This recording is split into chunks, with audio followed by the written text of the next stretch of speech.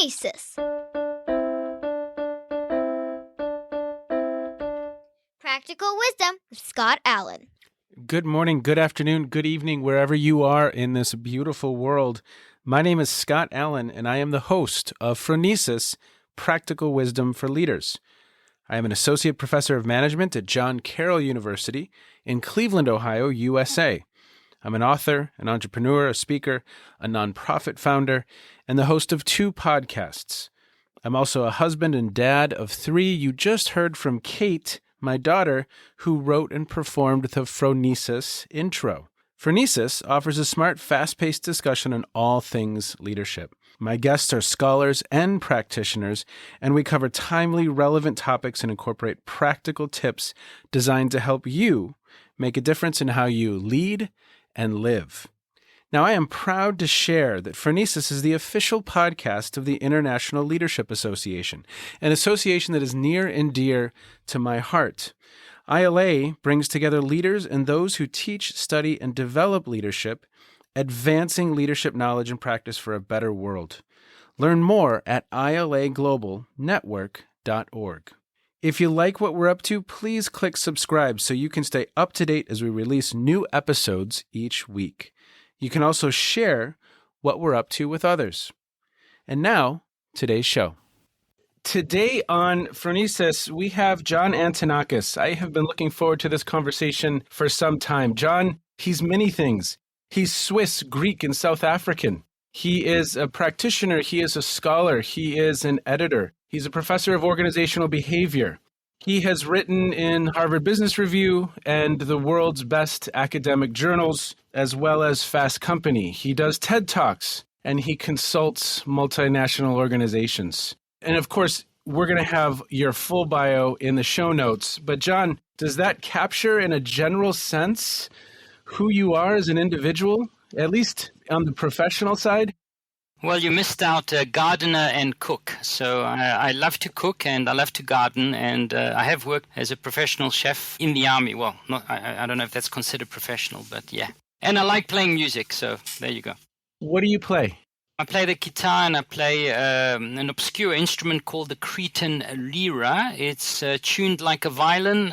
It's got an analog in Calabria in southern Italy called the lira calabrese, the badulka in Bulgaria. So it sounds like a fiddle. You play it on your knee like an upside down, like a little cello, and you play it with a bow. Really? Oh, that's incredible. Now, what are some of your favorite concerts you've attended over the years? What comes to mind? Black Sabbath. A long time ago with Tony Iommi, so I like heavy rock. You do? Okay, so what other heavy rock do you like? Iron Maiden, Led Zeppelin, not heavy metal, but, pretty good heavy rock. Oh, yeah. Well, Iron Maiden was just nominated for the Rock and Roll Hall of Fame, along with Foo Fighters, so we would have a similar heritage. I think probably one of my favorites is Rush, but I started with Led Zeppelin, then went to Rush, and went to a lot of prog metal. So Steven Wilson, from your neck of the woods, Porcupine Tree, and some other... I like a hard-driving music with some kind of meaning associated with it.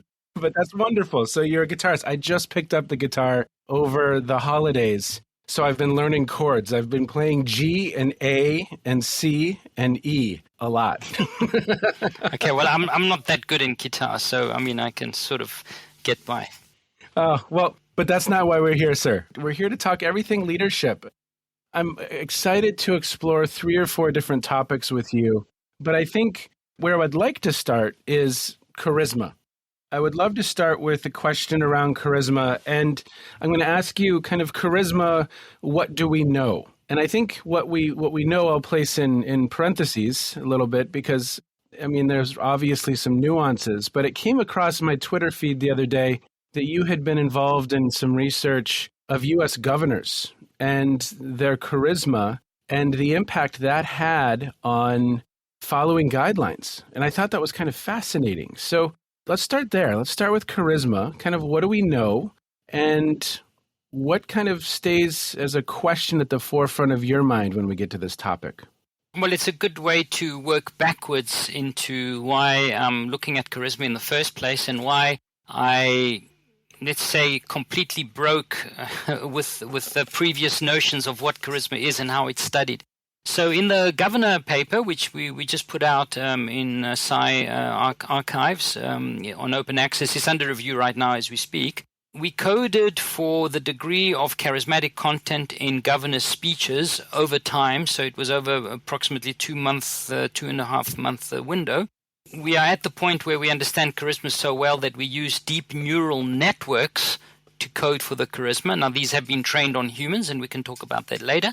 So we have an objective measure of charisma that's pure in the sense that it's behavior, it's what the governors actually said. And then we look at, over time, whether people physically distance or not.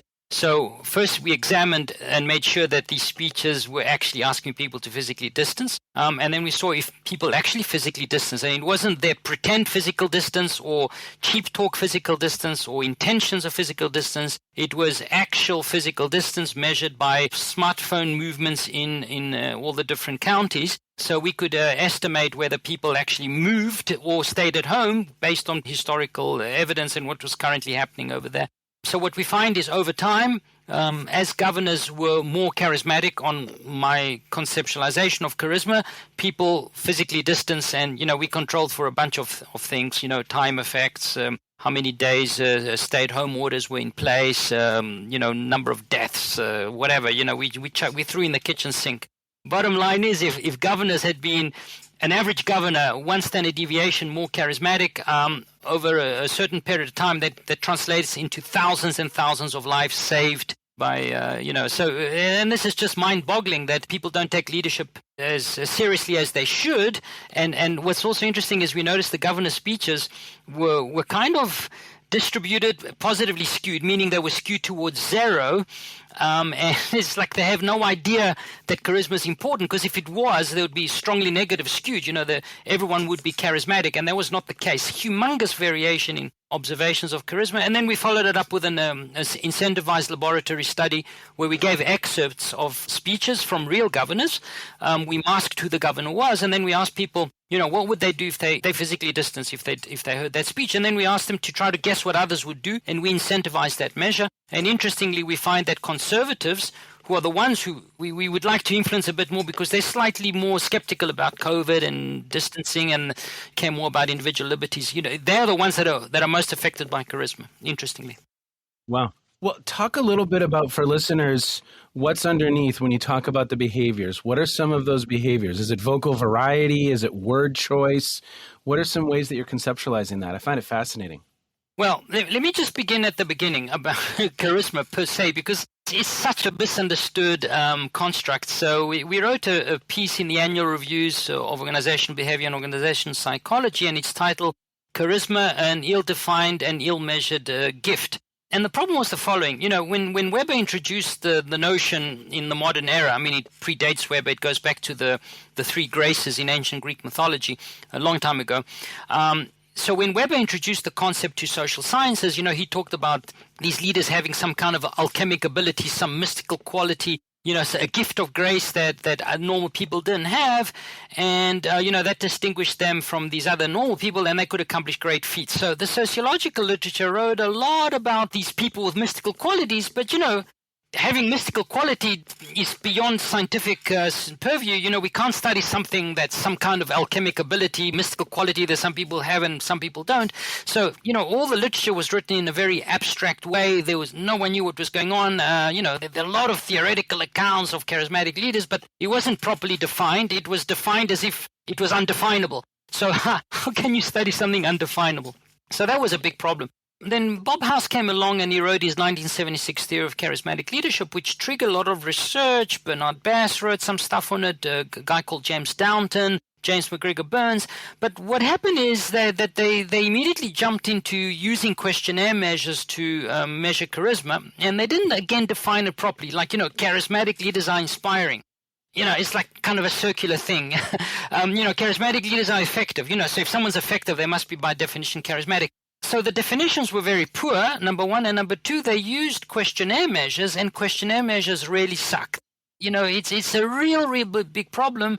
Slowly at my journal, I'm rejecting a lot of research that uses these things, because if you ask me, is person A charismatic, and I might respond on a questionnaire, But, they can be charismatic for many reasons beyond their behavior, treats me nice, is inspiring, and whatever. So, beyond the tautological measurements, the fact that I might rate you more or less charismatic doesn't just depend on what you do or what you say. It depends on your skin color. It depends on the symmetry on your face. It depends on so many factors, and the sum total of those then are reflected in the questionnaire. And then what do? How do you inform policy? You tell people, be more inspiring. Okay, what the hell does it mean to be more inspiring? Act more powerful, or what does that mean?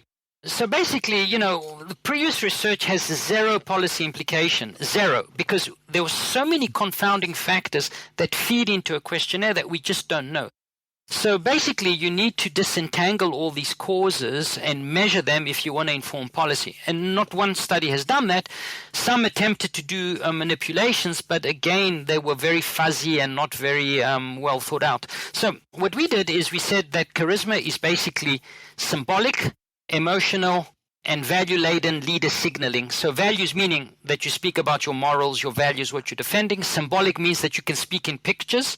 Emotion is that you can signal your emotions, your confidence, your emotional state with your body, what you say, and on your face. And these things are easy to observe, they're easy to code objectively, and they're easy to manipulate. Well, and I imagine you could also do kind of the inverse of this whole study where you have governors who are charismatic but not caring, and the damage that was done in those situations. Yes. But again, in the speeches that we looked at and we coded for, about 90% of the governors were actually asking people to socially distance and to try to take actions to mitigate COVID. So, yeah, I know there's some powerful leaders, we won't mention names, who didn't take things seriously in the beginning. And, if you're charismatic and you don't take things seriously, that can cause huge problems and lead people down the garden path, the typical Hitler problem. Yeah, I have a paper in my head right now called "When Leaders Kill Their Followers," right?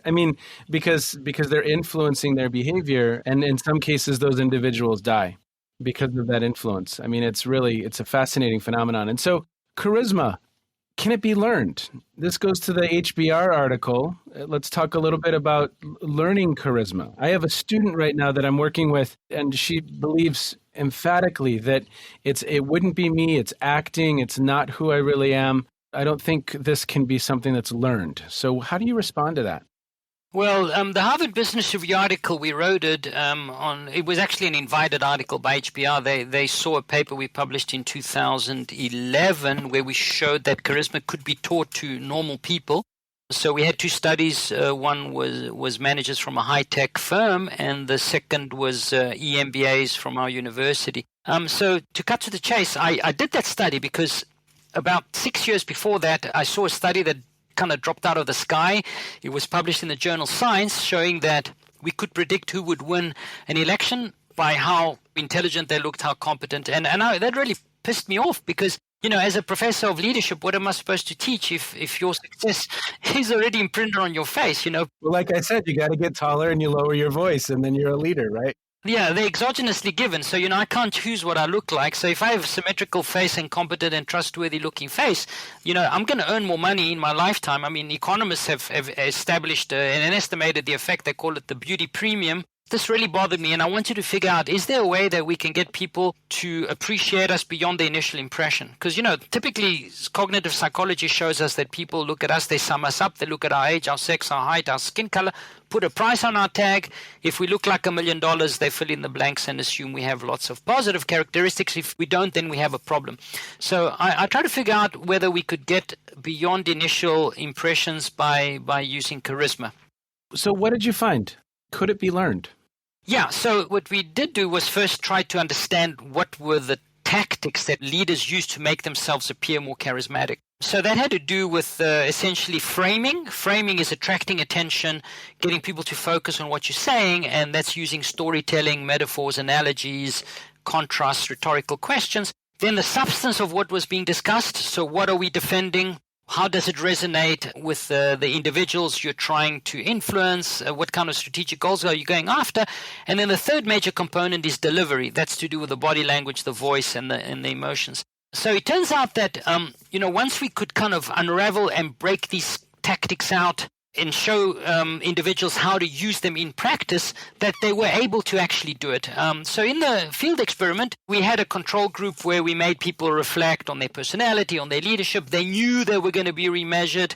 They knew they were part of a study. So interestingly, they also increased, they were just, I don't know, maybe they just started acting nicer with their subordinates, what have you. So 3 months later, the control group increases, but the experimental group increased a lot more. And then we did a kind of controlled lab study where we filmed students giving a speech before they knew what charisma was about. And then we taught them charisma. Then we filmed them giving the same speech. And then what we did is we put the speeches in a hat, and we randomly pulled out 4 speeches, always 2x1 speeches against 2x2 speeches, so we could control for the individual fixed effect. For example, I may be handsome.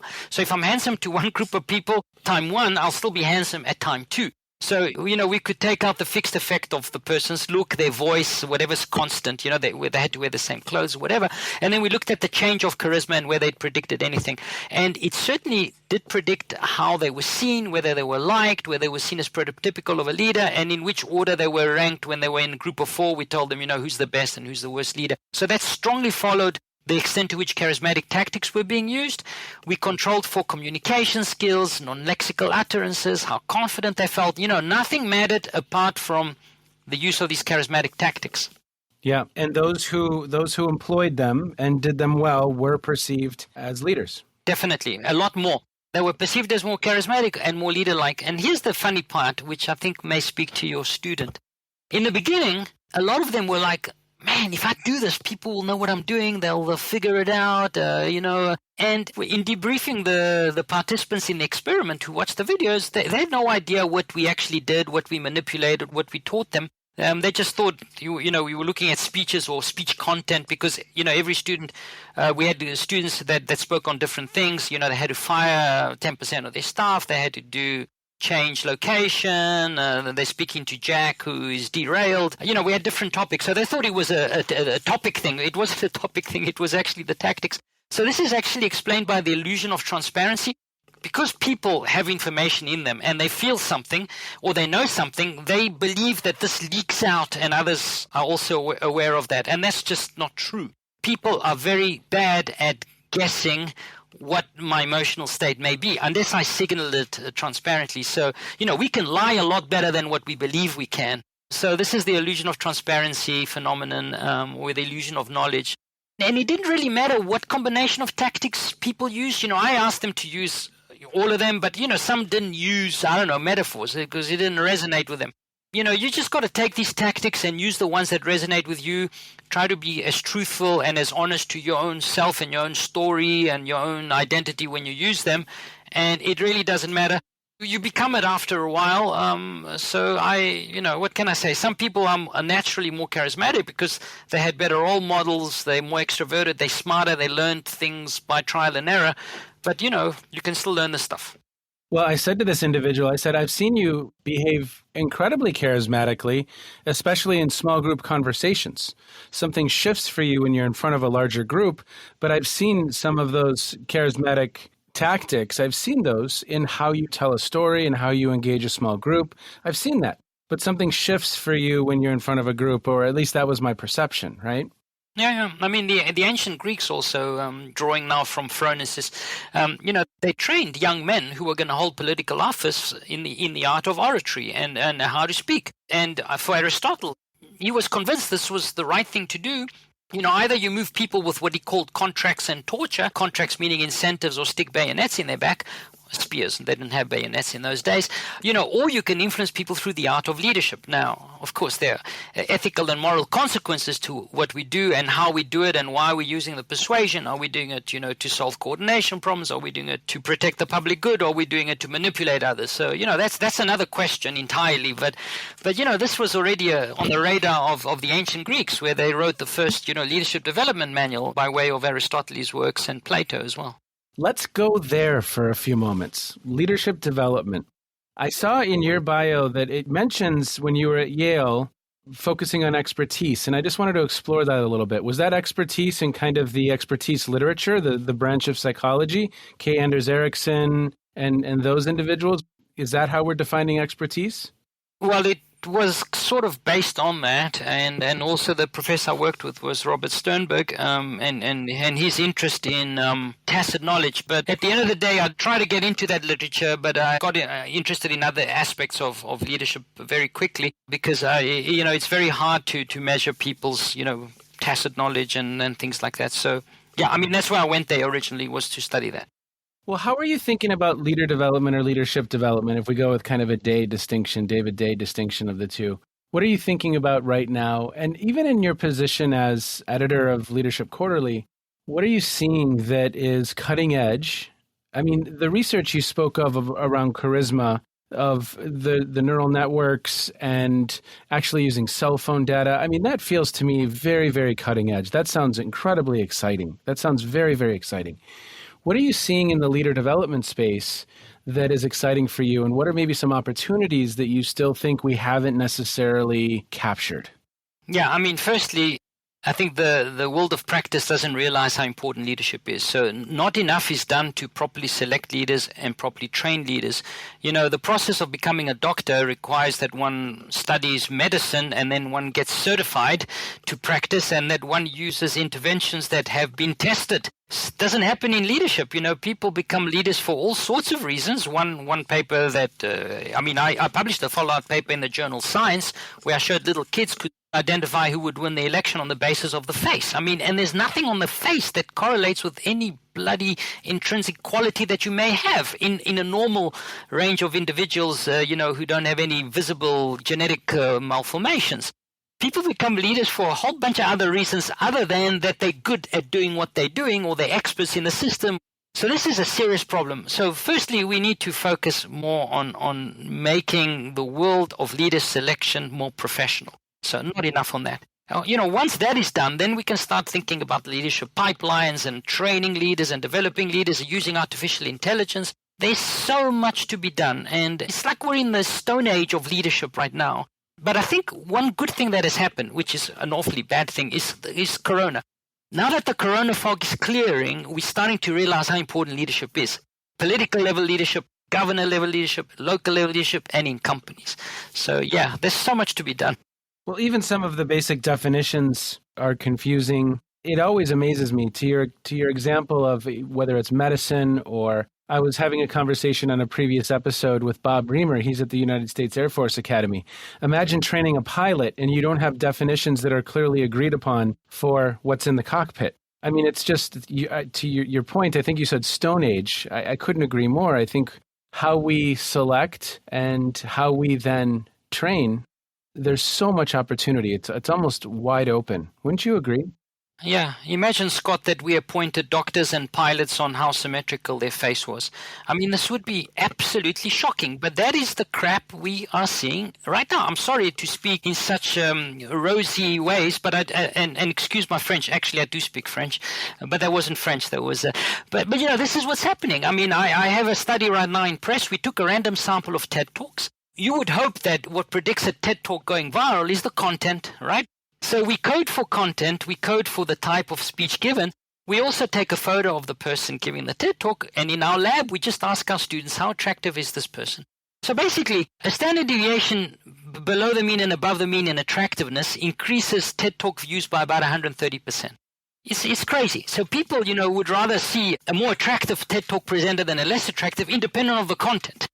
People earn more money as they go up the hierarchy if they're more symmetrical. Now, perhaps there's something on their face that helps coordinate actions, gives investors more confidence. There could be some legitimate effects which have nothing to do with how good I am, but which may affect what others think. But the point is that it's very unfair. It's not correct. That people are being selected on how they look or on their skin color. Or how old they are, or if they're a woman or a man. There's so much discrimination that goes out there. And here's the problem. The problem is this. When we discriminate on the basis of specious factors, first impressions, we're going to put someone who looks the role, who's handsome, but can't fly the damn plane. And this is where we are. That's not who you want flying or doing the surgery. My head's in 3 or 4 different places right now, but it's a very interesting conversation because we have an opportunity, in my mind, And that's why I was going down some of the expertise literature. And I know Sternberg had written on that topic, of course. But the work of K. Anders Ericsson, at least for me, has some clues about how we help people work at some of the highest levels. Even the notion of deliberate practice, and a very, very simple explanation of deliberate practice would be, time, repetition, real-time coaching and feedback, and, working on skills outside of your current ability level. So we started with the instrument that I can no longer pronounce that you play. What was that called again? The Cretan lira. Okay, the Cretan lira. If we want to create, a world-class player in John, 15, 20 years, repetition, real-time coaching and feedback, we find you people who can guide your learning and scaffold it, and then working on music or skills outside of your current ability level for all of that time. And when we look at, again, leader development, people are going to work today, but they aren't intentionally practicing anything. A good number of them. They don't necessarily have real-time coaching and feedback. They're repeating things, but maybe some of those are really, really bad behaviors. And there's an opportunity. I can't wait, John, for us to have an actual holodeck, a virtual reality or just augmented reality holodeck where we can actually put people in simulations and help them develop, help them grow, put them in scenarios like a flight simulator where we can actually perform analytics, real analytics, right? Yeah, let me say a couple of things on that point. Obviously, we can't just take anyone and make them start cutting people open up and removing appendices. So I think music is something where some people may have an intrinsic talent. Beethoven, Mozart, they could write symphonies already at the age of 7 with zero practice. So I think in the music sphere, the intrinsic talent and coming from the genes plays a massive role. So some people just don't have a musical ear. You can train them 100 years to play the violin, they will never play the violin. Same thing with mathematical ability. Some people just don't get it. But I do agree. Some things with deliberate practice we can improve. If a person has a reasonable level of intelligence, they should be able to learn and improve. So I agree with you, though there is a genetic component, and that genetic component affects intelligence, which is the ability to learn, at least the modern definition of it. And that's not really something we can change too much. But I did come back full circle to expertise. I wrote a paper with Bob House that we published in 2005 or 6, titled Instrumental Leadership Beyond Transformational and Transactional. And instrumental leadership is exactly about what you said. It's about expert leadership. Do you understand the strategic environment in which you're operating, how to select a strategy? Do you know how to give your expertise and path goal clarifications and monitor outcomes? So that's like a purely nothing to do with, values and exciting and being emotional. It's like task-focused leadership. And we found, at least in the paper we published in 2004, 5, I don't remember, that it is a much stronger predictor of outcomes than is transformational or transactional leadership. So, I like to say, even though I'm studying charisma and all that stuff, I'm not getting on a plane if the pilot doesn't know how to fly it. I don't care how charismatic they are, how beautiful they are, and I've got papers showing how beauty helps, how charisma helps. But, that's all in French we say it's the glaçage, it's the glazing and it's the cherry on the top of the cake. The cake is expertise. So, yeah, just to go back to what you said earlier on, expertise is really important. Knowing the nuts and bolts of the organization is important. Knowing how to manage is important. Of course, the human touch is also important. How to manage humans is also a skill that's important. But, all these factors are not really fed into selection mechanisms for putting leaders where they belong. They get there for other reasons. Yeah. Kind of last topic before we wind down, and this is really focused on what you're seeing. You'd mentioned artificial intelligence. I mentioned a moment ago virtual and augmented reality. Are you seeing a passion topic of mine is technologies enabling disruption. So you could go 5G, sensor technology, virtual augmented reality, blockchain, artificial intelligence. We can kind of go down the list of a number of these innovations that are converging to create new business models, new opportunities. Are you seeing any of that kind of being incorporated into the leadership literature? Are you seeing anything on that front right now? Have you seen anything around blockchain and leadership or sensor technology and leadership? I can envision a space, John, where we would get into a lot of moral and ethical discussions here. Put that aside again to your charisma statement a few moments ago. We could probably have someone wear a device where how they communicate all day long is being recorded. And we could probably perform some analytics on, are they showing up as inspirational or as demotivated? Are they a dementor, right? From the Harry Potter sense. And provide, again, the analytics and the data and help people improve if that's their objective. Are you seeing anything on that front? Well, yes. One of my colleagues, Marianne Schmidmast, she's in the OB department of our faculty. She's my neighbor, not here at home, at the office. So she and I have a common interest. We work with EDIAP. EDIAP is the Social Sensing Laboratory of the Federal Institute of Technology of Lausanne. And we work with two separate groups. I work with people who do NLP, natural language processing.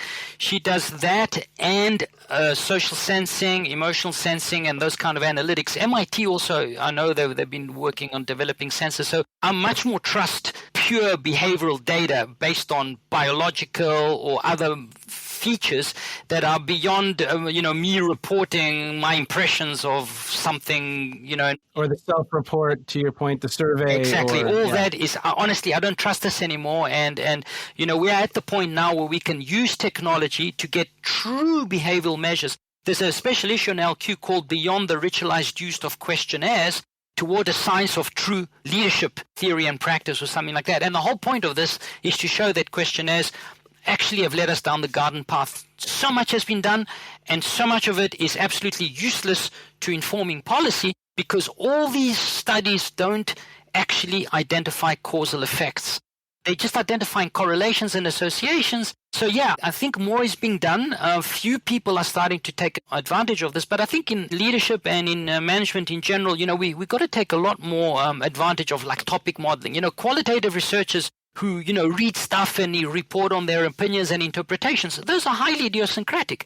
If I look at that, if you look at that, if 100 people look at it, we'll come up with 100 different ideas about what's in there because we're going in there with a priori expectations. A computer program doesn't have that. So, topic modeling, I think, is something that is just not used enough.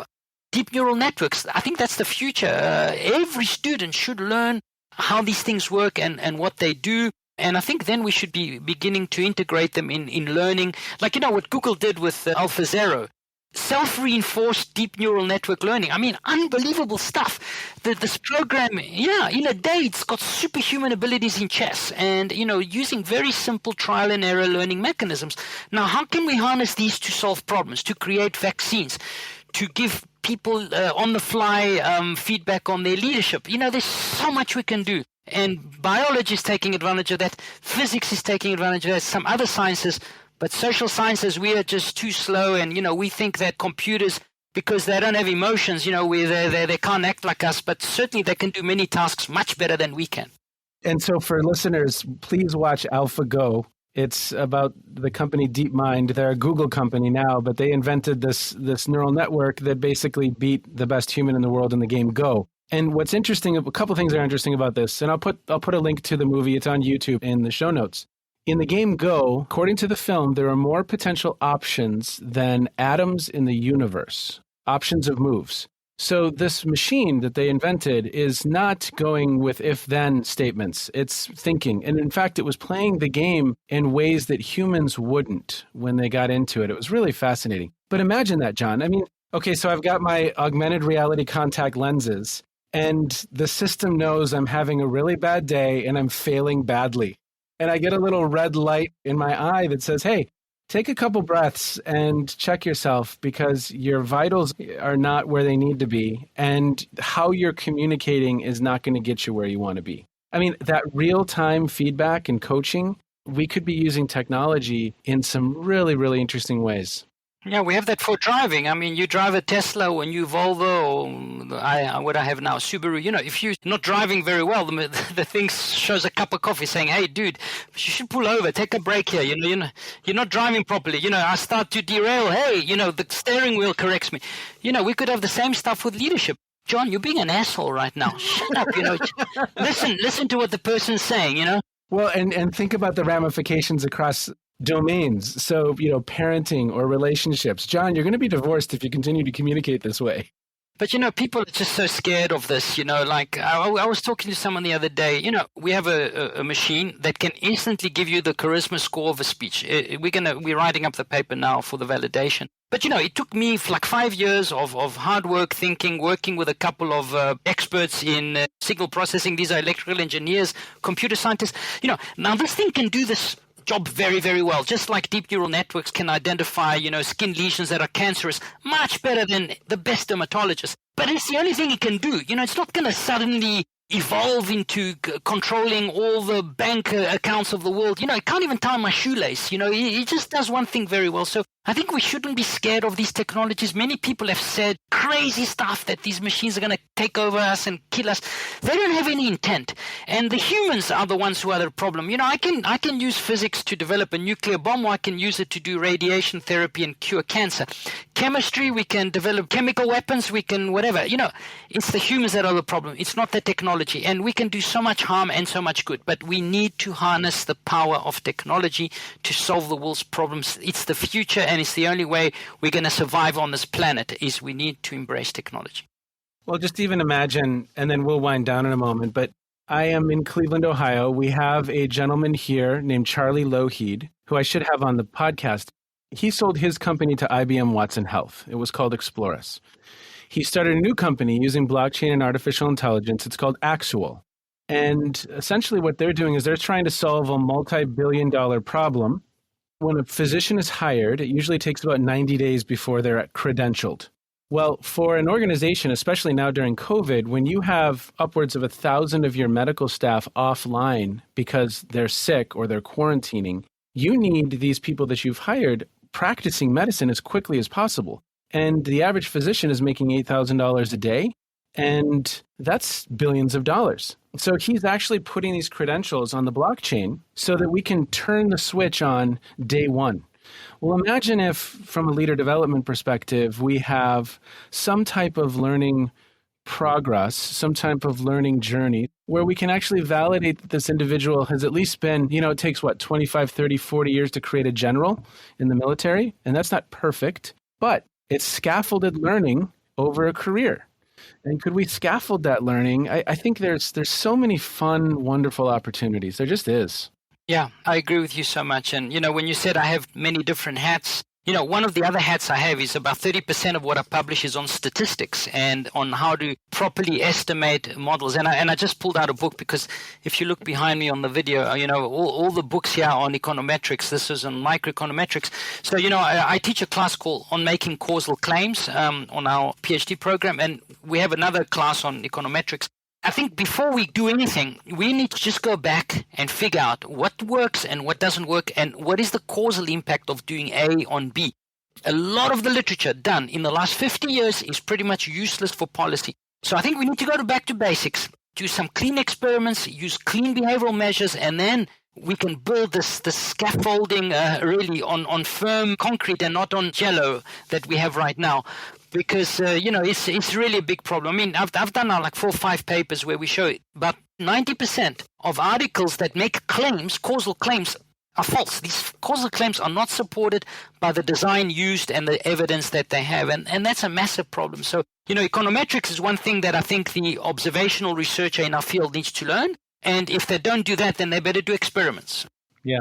Well, John, I hope sometime we can go down that road. Your vision of what the next steps for our field should be from, again, back to basics, rebuild, and then we can base policy off of some of what it is, the work that we're doing. And our educational initiatives can be rooted in sound thinking as well. Not that there hasn't been good thinking. It's all brought us to where we are. But I think, to your point, it's an evolution. Yeah, definitely. I mean, there has been some good work. Like I said, about 80% of the papers have huge problems. So there is some good work out there. Now, I'd be happy to engage on this because I'm very interested in how to design consequential and policy-relevant experiments, and especially field experiments. And you know who's leading the way in the social sciences right now in field experiments? It's economics. They went from not doing experiments to doing like tons of field experiments. Esther Duflo, she won the Nobel Prize 2 years ago. She's a field experimentalist. That's what she does. And we gotta do stuff that's relevant in the field, and we need to know what's going on in the field. Yes, we're too far from the field. And when we go to the field, it's again, to your point, these self-report surveys that do us very little good. You know the quote by, I forget the name of the guy, he was a Harvard professor and he became the CEO of Caesars casinos. And he said, there's 3 ways you can get fired from my firm. One is if you steal, if you goof off or whatever, or cheat. And then the third way is if you run an experiment and you don't have a control group. Well, John, when I close out the podcast, I always ask listeners what they are reading, streaming, or listening to. And it doesn't have to be anything having to do with leadership or economics or statistics. It could just be something that's caught your attention lately. So what are some things that have caught your attention in recent months? Well, a book that I'm reading right now, I'm almost at the last chapter, is called Stoner. Unbelievable book. It was written about 50 years ago, 60 years ago in the US by, I think, a guy called John Williams. The title is just called Stoner, and it's about a professor. So I think all of you who are listening either will be a professor or aspiring to be professor or are professors. It's an amazing book. It's written in the most crisp and engaging prose I've ever read. I mean, I think this is probably the best writer I've ever read. I read a lot. Read up about this book, Stoner. It became a best-selling book now, like 50, 60 years after it was published. People didn't realize what a great book it was.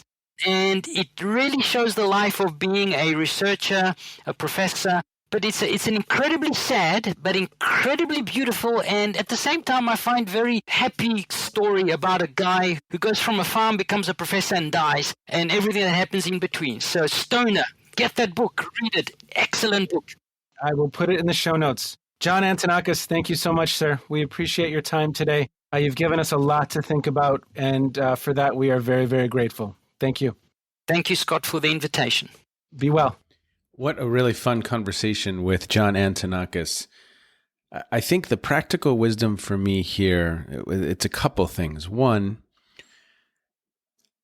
towards the end of the podcast, he started talking about going back to basics. And I think as a field, we have some opportunities to rethink, reconceptualize, and move forward in different directions to shift our learning. And another observation for me, and for those of you who listen often, you know that this is a side passion of mine. How can we use technology to help us in that endeavor? To try new things, approach new problems in different ways, and old problems in different ways as well, in the spirit of learning and progress. As always, thanks for listening, everybody. Take care. Be well. You, my friend, have just finished another episode of Phronesis, Practical Wisdom for Leaders. To get in touch with me, visit www.scottjallen.net or send me a note at scott@scottjallen.net. I can also be found on Twitter and on LinkedIn. Now, if you have feedback, I would love to hear it. And as always, thank you so much for listening to Phronesis. If you like Phronesis, I have a second podcast. It's called the Captovation Podcast. That's with an O, Captovation Podcast, where I speak with experts on the topic of designing and delivering incredible presentations. And now, Kate's twin sister, Emily, with the outro.